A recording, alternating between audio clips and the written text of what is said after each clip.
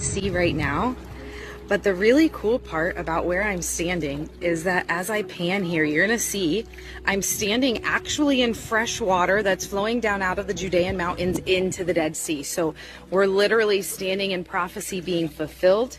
You can read in the caption the references from Zechariah and Ezekiel that prophesied about this.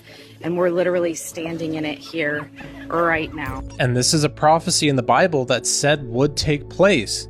In Ezekiel 47, 8 through 10, it says, "And he said to me, this water flows toward the eastern region and goes down into the Arabah, where it enters the Dead Sea.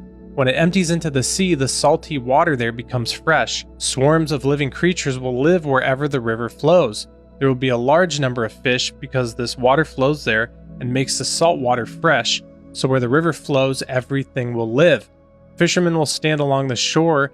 From En-Gedi to En-Galam, there will be places for spreading nets. The fish will be of many kinds, like the fish of the Mediterranean Sea." Zechariah 14:8 also says, "And it shall be in that day, the living waters shall go out from Jerusalem, half of them toward the former sea, and half of them toward the hinder sea. In summer and in winter shall it be."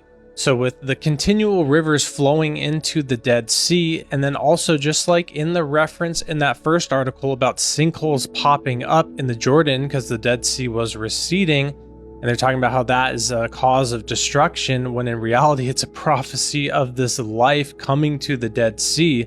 We have these articles, this has been documented since about 2016, that these sinkholes around the Dead Sea are filling up with fresh water, and that actually fish and living creatures and birds and plant life are now growing there at the Dead Sea, really looking to be the beginning of the fulfillment of this prophecy in Ezekiel.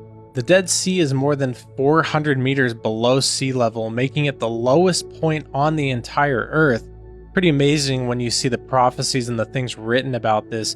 Somebody who doesn't think the Bible is real was just made up by people, and yet this location, of course something they definitely didn't know, that's the lowest point on Earth.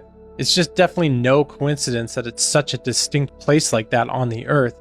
But worth referencing about the fresh water here also is that in 2011, a research team discovered a series of deep freshwater springs that come up from the sea floor and replenish the dwindling supply of salt water with fresh water. It's amazing to see these things take place. The Bible has these things written in it thousands of years before they happen, and then we're seeing them take place and start to within our days.